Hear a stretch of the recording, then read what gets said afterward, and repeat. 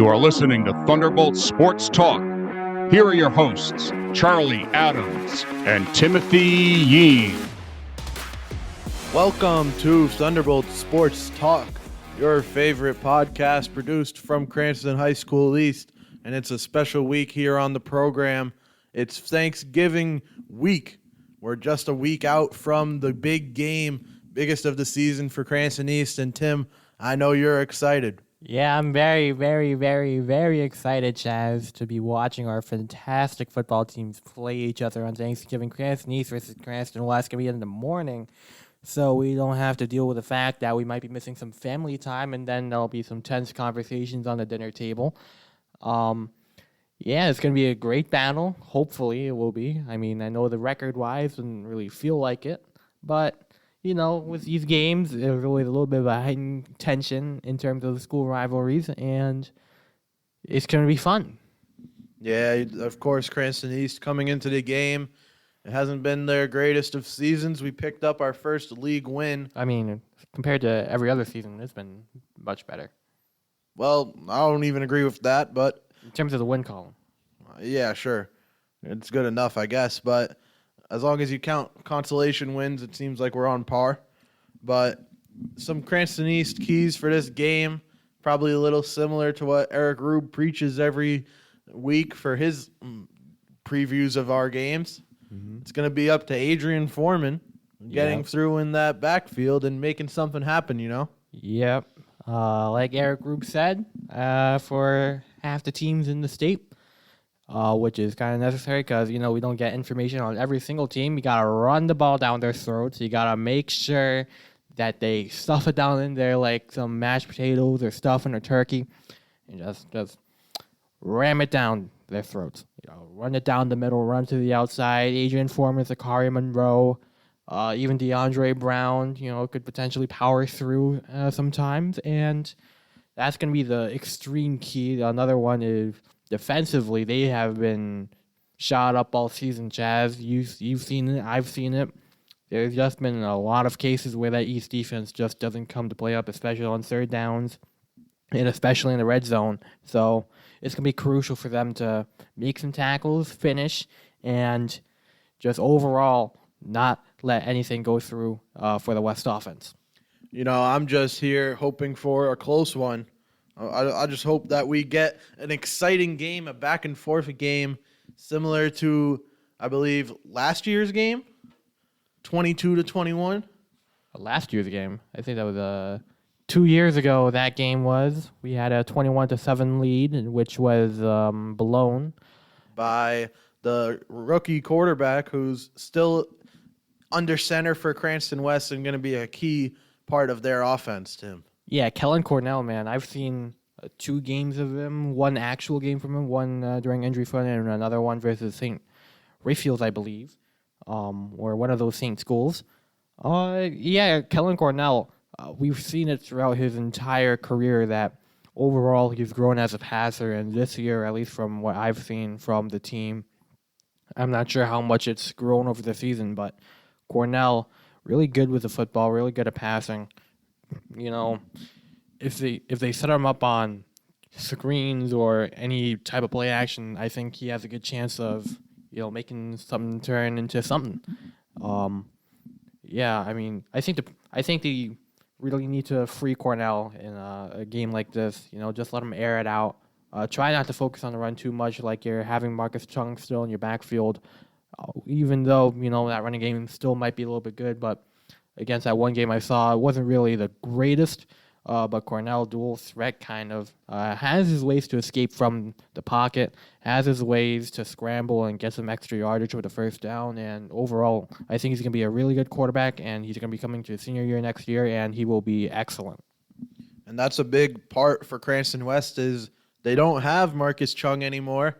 The big player for them, his teammates and Red Storm screaming for him to be Gatorade Player of the Year. I don't know about that much, but he definitely was a major part. They don't have him anymore, so he was basically their offense last year, especially against Cranston East. Mm-hmm. It'll be interesting to see what changes this time around. Yeah, he was basically the offense for the entire Crescent West offense. I mean, you saw him rushing. He can even catch a football and make some plays there.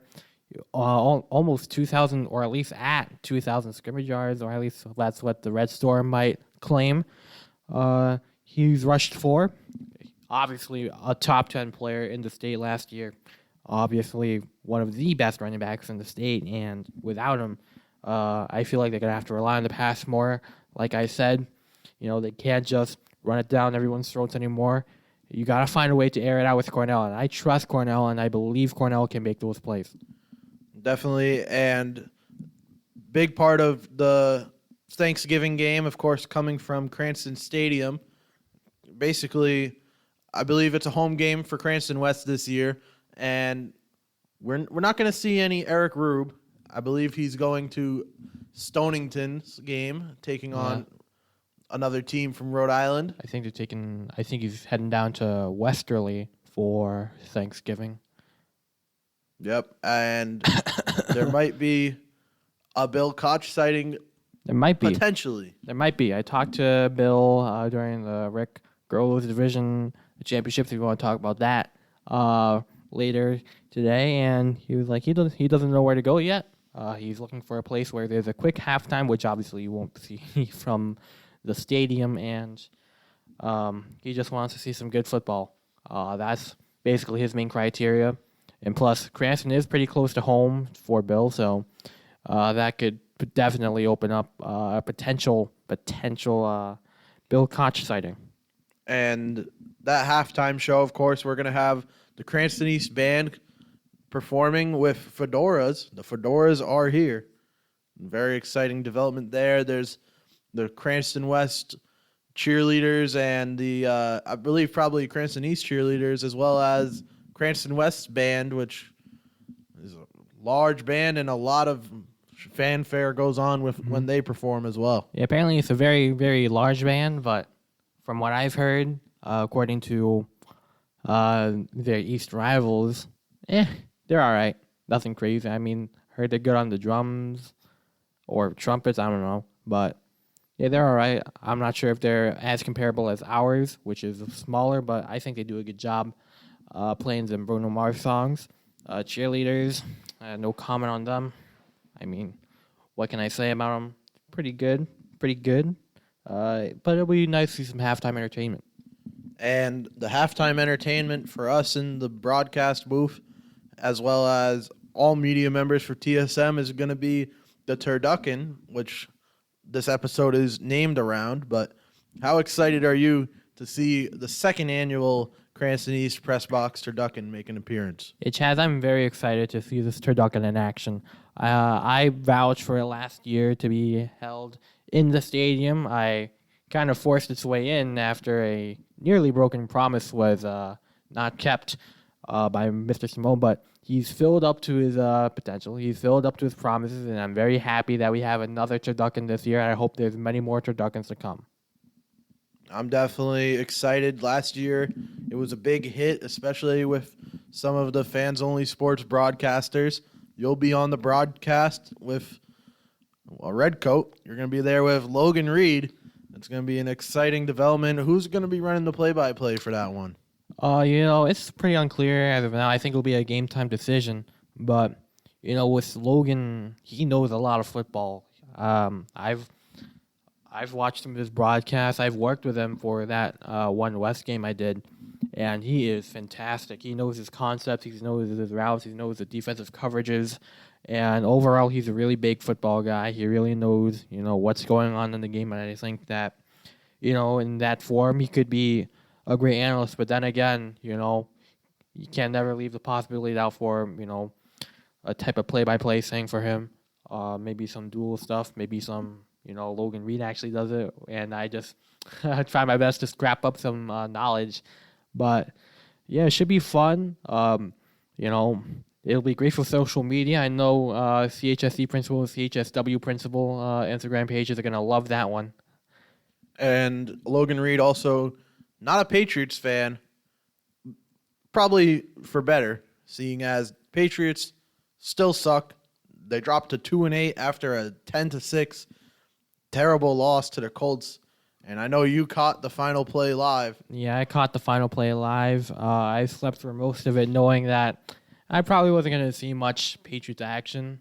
I took a nap because I had a fat breakfast that morning, and I woke up at 6 a.m. So that's another reason why I took that nap, because I was very malnourished in terms of sleep. And I saw Bailey Zappi come in and oh, okay. I did see a little bit of the game in the beginning, though. I saw that touchdown rush. I did not see the Mac Jones interception, thankfully. I know it was very bad, but potentially on par with that was the Bailey Zappi one. Time was running, and he spiked the ball and threw into triple coverage, Chaz. And I think this is definitely over for us now. It's definitely not looking to be our year anymore. I'm fully off the Patriots making anything happen this season. And Tim, let's just jump back to the Thanksgiving game. Do you have any theme ideas for the Thanksgiving game? I'd say a simple green out can do. A simple green out.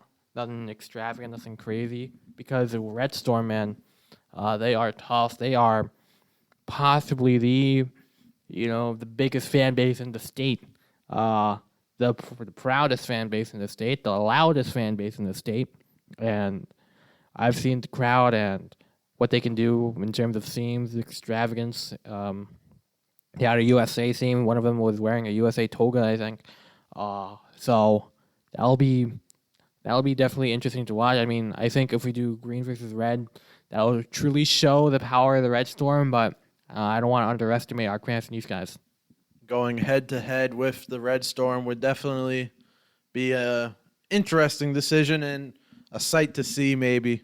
We're going to be on the far side across from the broadcast, and Cranston West will have the majority of the seats to fill up. So we'll see how that goes when we get to Thursday, Thanksgiving. But before that, on the Wednesday, we'll have a pep rally, Tim. Our only pep rally of the year, or at least usually our only pep rally. And I know you're excited. You're a big student council president, bigwig. Mm-hmm. Do you have anything planned, or what do you think is your most anticipated part of the pep rally? I mean, I think that this year is definitely going to be highlighted on the seniors, because they are the only ones that have the skit this year, Chaz. I know they've had some slight difficulties, just trying to find people, but I think they got it held down. I think they got it covered, and that's what I'm really excited about. I'm really excited to see what we can do when the spotlight is down on us and us only. Apparently, the juniors might have their own mascot. I'm not even sure why. I think it might be a dog, but I haven't got any confirmation on that. They cut the other skits. We're trying to shorten up the pep rally this year. Yeah, I think it was an administration type thing, Chaz. Yeah, I mean, I think last year's went a little bit too long. So last year also had multiple skits go absolutely nowhere. Yeah, I mean, we just kind of trying to. It's not always the greatest idea, I'll just say, to try to corral 5 students out of the entire student body by just saying we need 5 students to come down to the court and play musical chairs for 10 minutes. I don't know. That's more like a game rather than a skit, Chaz. I mean, you saw the freshman one. They were all terrible. The senior one was good. Yeah. But I mean, the freshman one. You saw the freshman one, Chaz. Everyone booed on that one. I don't even know. The skits and the... I mean, it was so bad I don't even remember what it was. But I do remember that it was highly booed, highly criticized.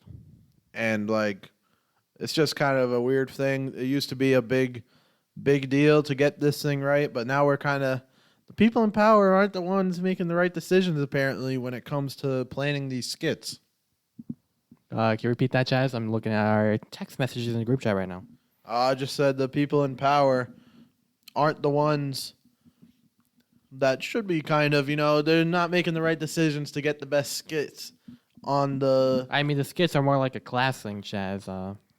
I mean, I don't really have control over what they do for skits. Sometimes it just, ends right where the decision is to choose between two teams that no one's ever cared about or heard of. So, like, once you get to there, it's kind of just I mean, all shoot, downhill that's from still there. that's still more of a class decision than a student council decision, Chaz. I mean, bikers v surfers. I think in theory, like communism, is a cool concept, but in practice, or if you put it badly in practice, it could be a lot more to be desired.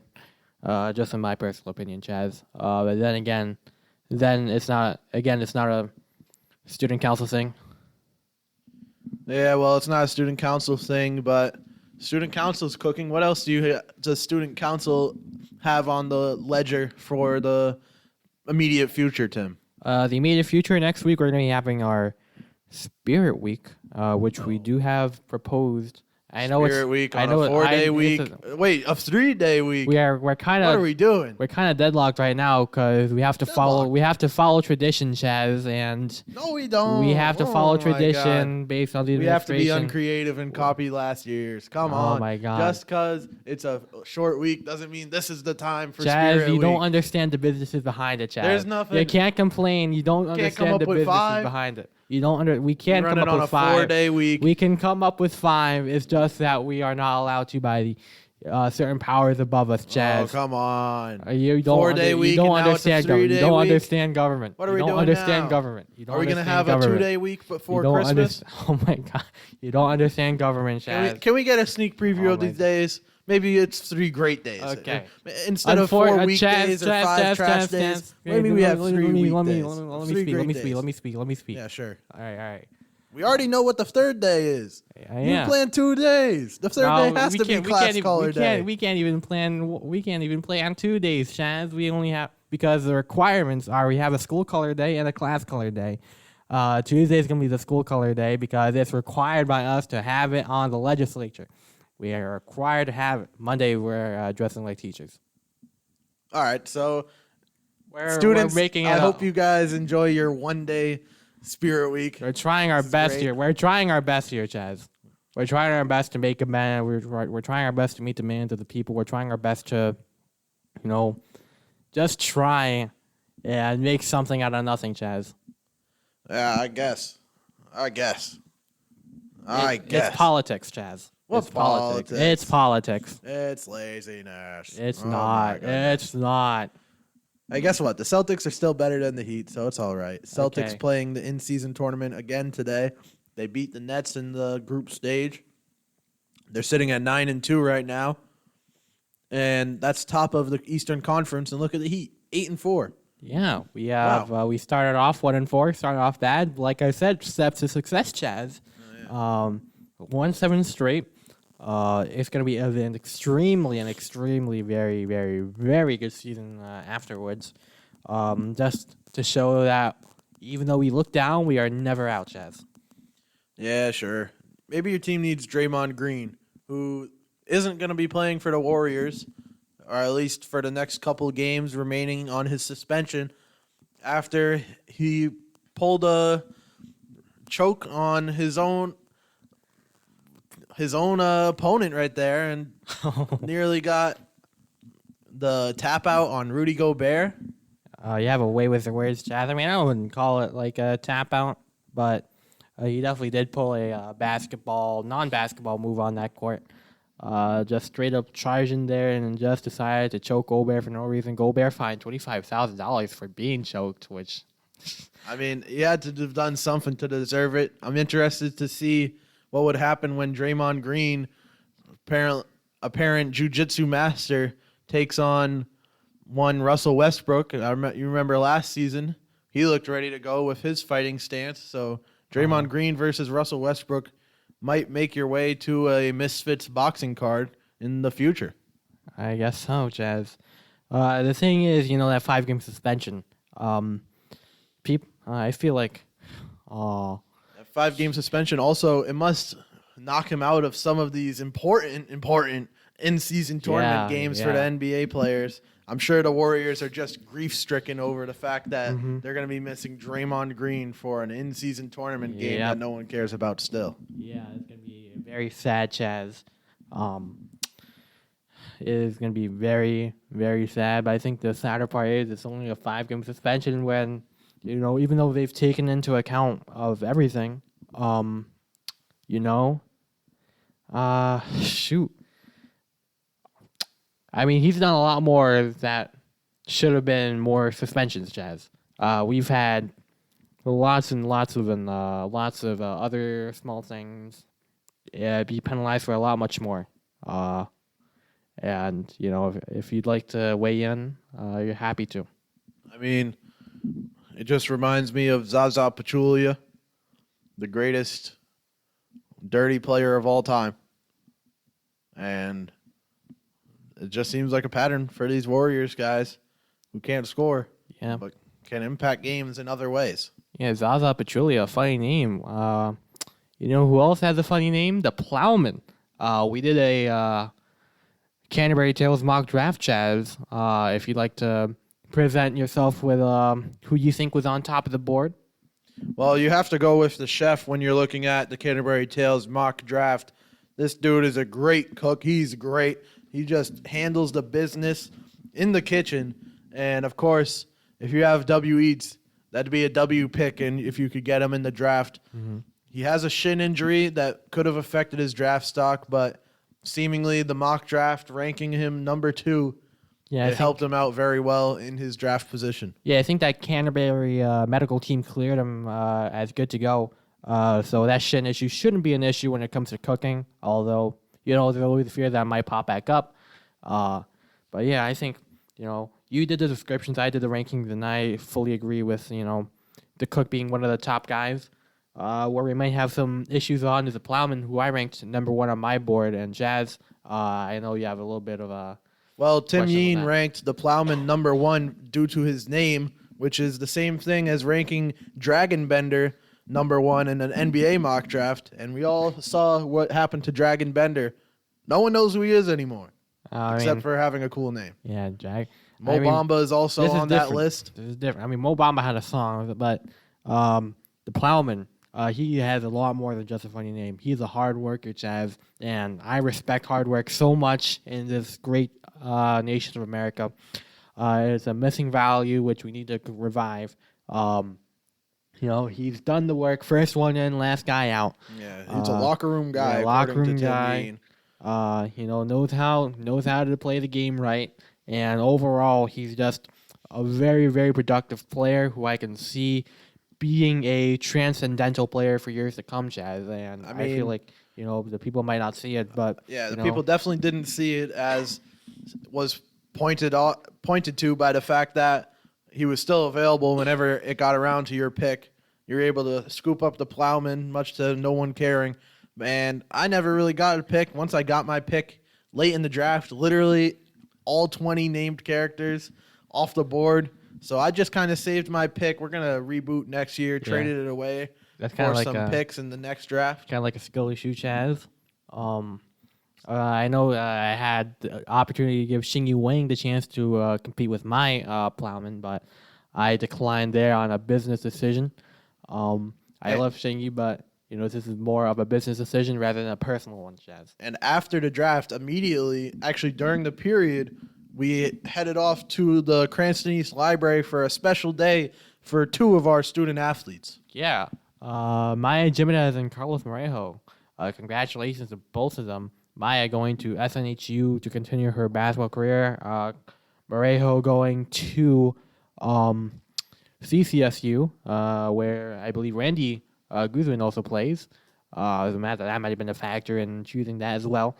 To continue his baseball career, in which he has had a very successful one. Junior year led the Interscholastic League in home runs, and I anticipate a much more better senior year, albeit now that his name's pretty known. I'm not sure he'll get the same numbers, Chaz. Well, it was a great ceremony with some great munchkins and chocolate chip cookies. But there was also great words to be said by Mr. Barberi and others in the presentation. I know Tim Yeen had an interview with both of them. Still waiting for that to be published. We'll see how that goes. Yeah, I think I'm a teeter-totter on the fact that I can barely hear anything. And overall, I mean, if it's postable, we might as well post it, but I'm not sure yet, Jazz. I think you could definitely hear it. I think it's a definite post, in my opinion.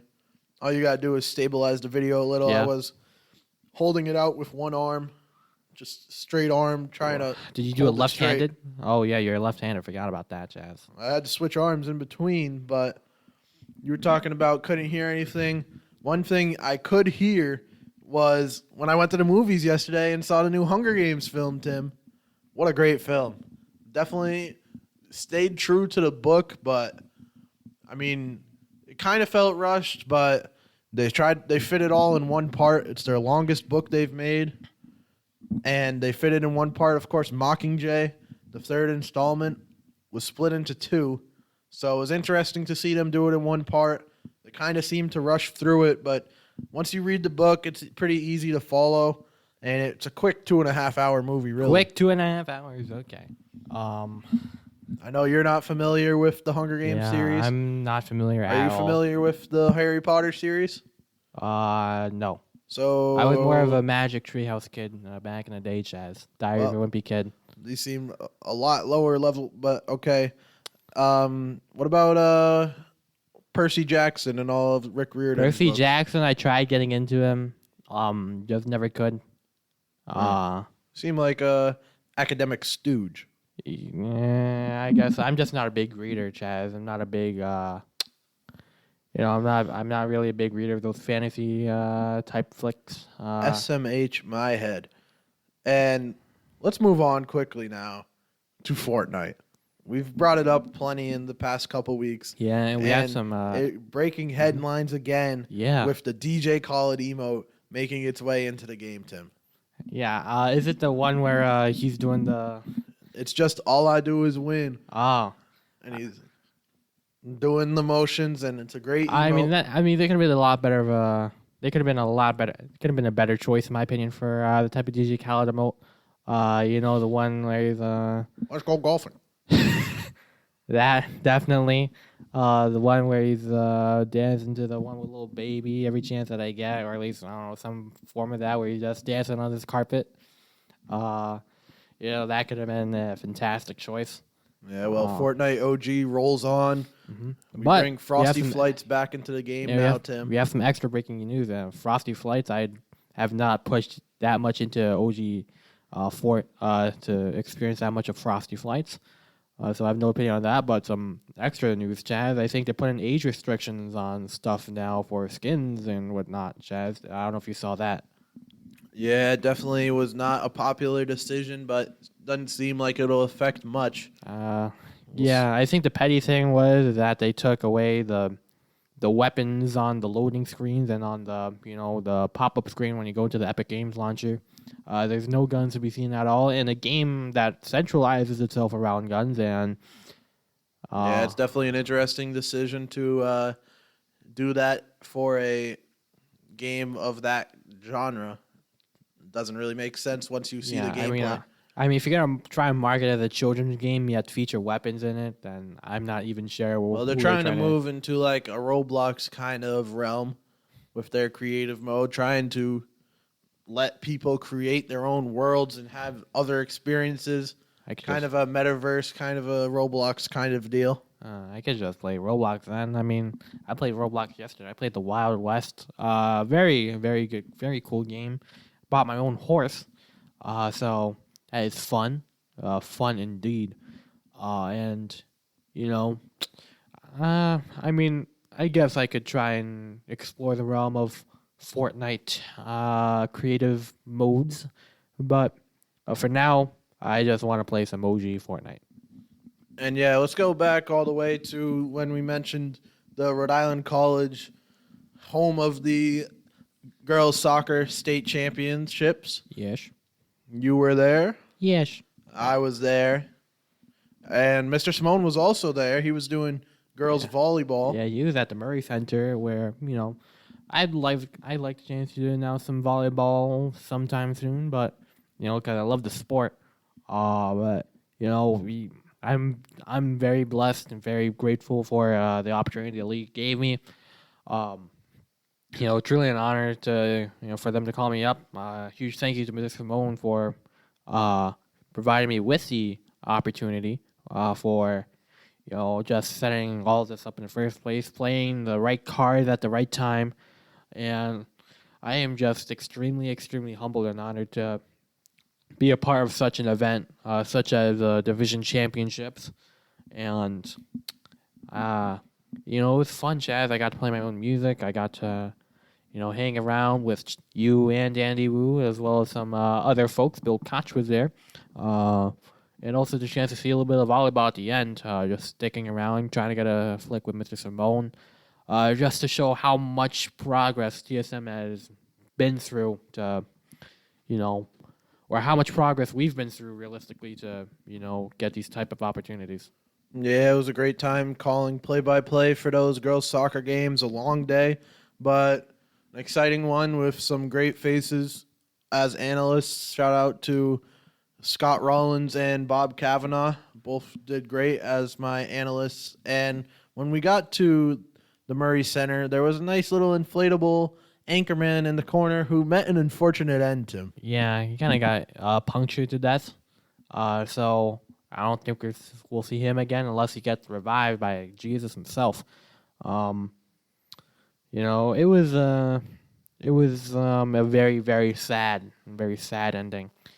We will find the murderers and we will bring the justice as appropriate. Tim, we're 30 minutes in, and I think it's time for maybe our final segment. I want to give you some start bench cuts. Okay. It's a simple game. If you don't know what it is, well, at least you gotta give me some players I know, Chance. Yeah, of course. So we'll start you off with the Miami Heat.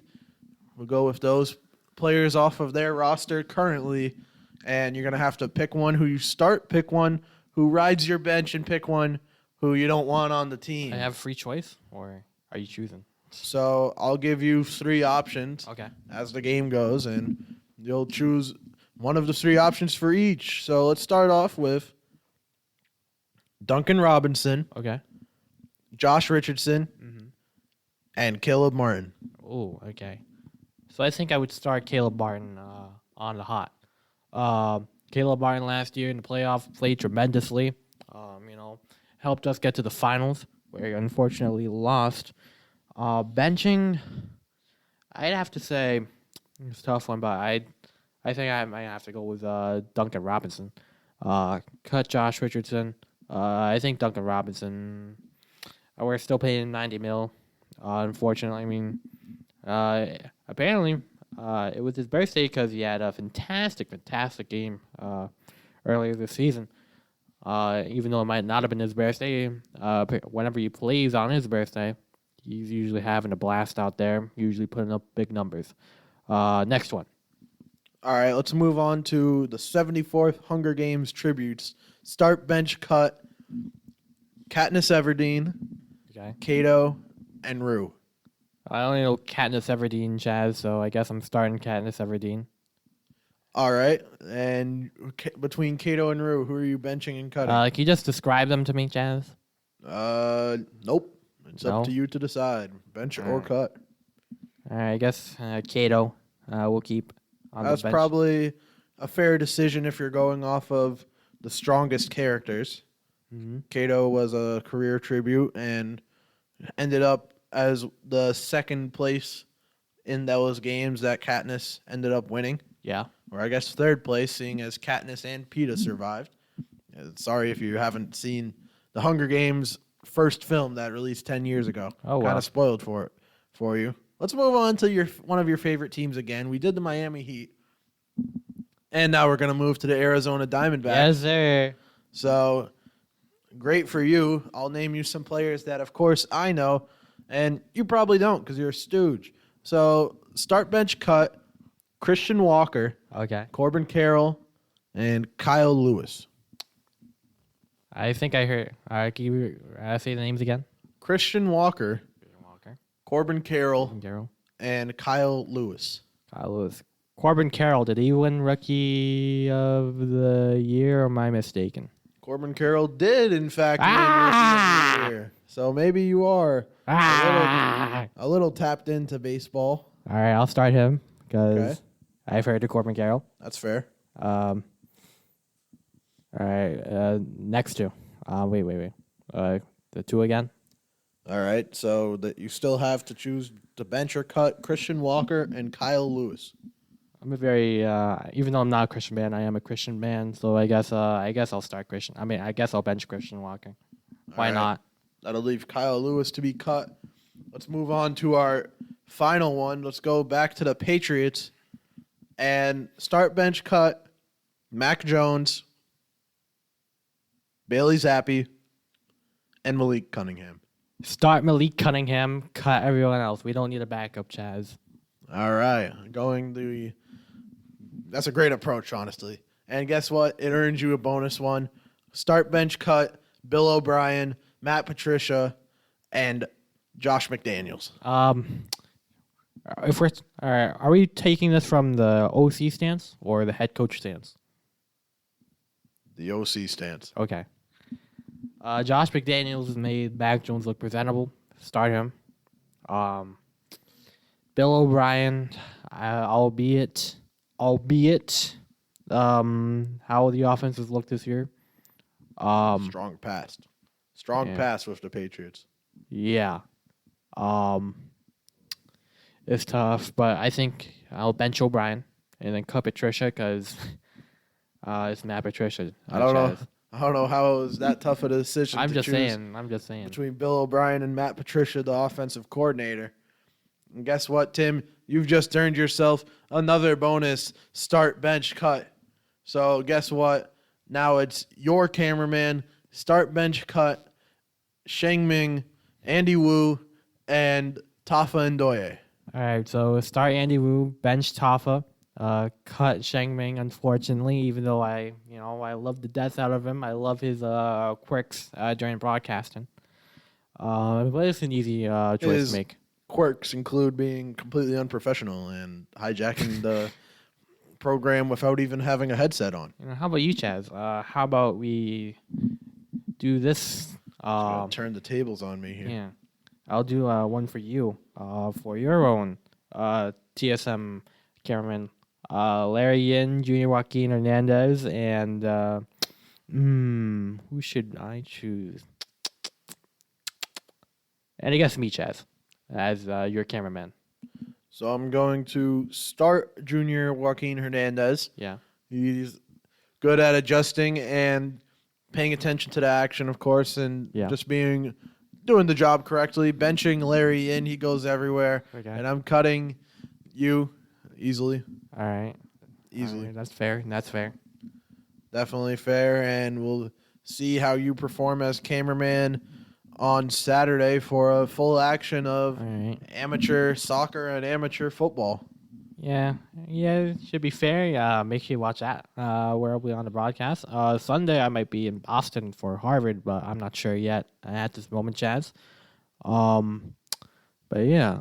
Anyways, I have a prologue to read later, Chaz. So if you want to cut this episode, you're free to do so. Any closing statements? Well, I think we're going to do one more start bench cut because no one cares about the Miller's prologue, pal. We've had days to do it. Start bench cut, Joe Buck, Jim Nantz, Al Michaels. Currently or all time? It's up to you. All right, I'll do currently. We're cutting Al Michaels, unfortunately, even though he's been a legend. He has not been it lately. And Joe Buck, in my opinion, has really, really improved tremendously. He's shown a lot more excitement. I saw the call versus the Buffalo Bills and Broncos game, that James Cook tumble. That was an exciting call. So I'll put him in the starting slot and benching Jim Nantz. And before we sign off, Tim Yeen, there's some late breaking news out of your own student council, which you managed to not announce to us when we were talking about it. Hey. Holiday movie night coming up, just announced.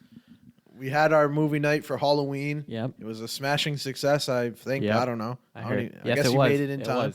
It was. Heard something was going awry tickets-wise, but it's all right. Yeah, it's all right. It's So all now right. we got, yep, sure it is. It was successful, but I think the problem was that we just didn't provide enough media coverage on it. So that's what we're gonna do this time around. We're gonna make sure that people know what type of movie they're watching. So what was the estimated attendance for Coraline? We sold about a solid $5. We got a decent. We filled up 3 rows each of like the back seatings. So I think we did it Why did people Good sit job. in the back? because they can see the movie, Chaz, Where was it broadcasted? I mean, in the auditorium. yeah, what's wrong with the front row? All right. What you don't? What you want to look up? You want to look up? I don't know if you guys are broadcasting this on the ceiling or something. Of course, I wasn't in attendance. Yeah. Probably won't be for holiday movie night either. This Friday, 12/8, December 8th, showing at 2:30 in the Cranston East Auditorium. You students, you listeners, or at least some of you listeners, can vote on the movie between Home Alone, Elf, The Night Before Christmas, and How the Grinch Stole Christmas. Yeah. If you had to choose, Chaz, which one would you choose? Well, I wouldn't choose The Night Before Christmas because that one's blending genres, trying to account for a Halloween and a Christmas movie at the same time. Home Alone, Elf, and How the Grinch Stole Christmas are all just safe picks, not trying to offend anyone by only putting the classics up there. I'd like Hey. to see some new school Christmas movies, maybe Spirited. That might have been a good pick, especially when you're talking high schoolers. How the Grinch Stole Christmas, a little too G-rated for the attention spans of high schoolers. Home Alone and Elf, you might get away with Home Alone. I'd expect that to win once we get there.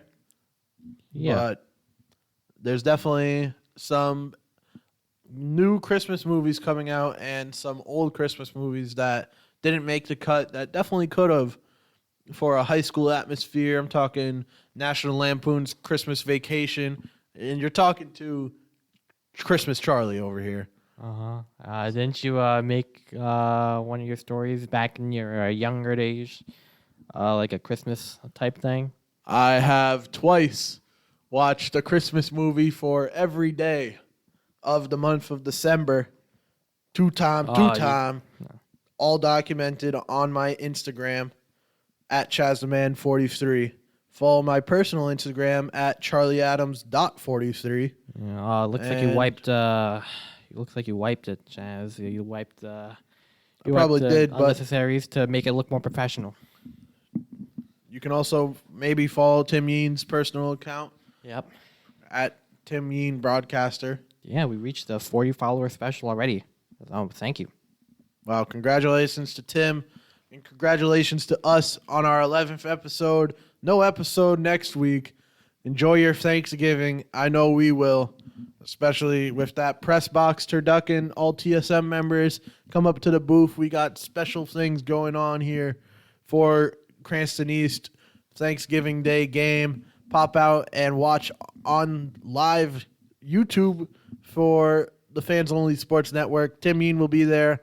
I'll pick up the pen again and probably pump out an article as long as there's room in the booth for me. Mm-hmm.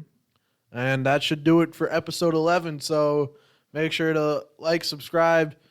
How'd you like it? How'd you rate it? What did you hate? What did you forget? I don't know. I forgot everything that, Smash that like button. yeah, just smash the like button. And thank you for watching, man. We'll be back in a couple weeks for episode number 12. And we hope to see you there as well. Sign us off, Tim.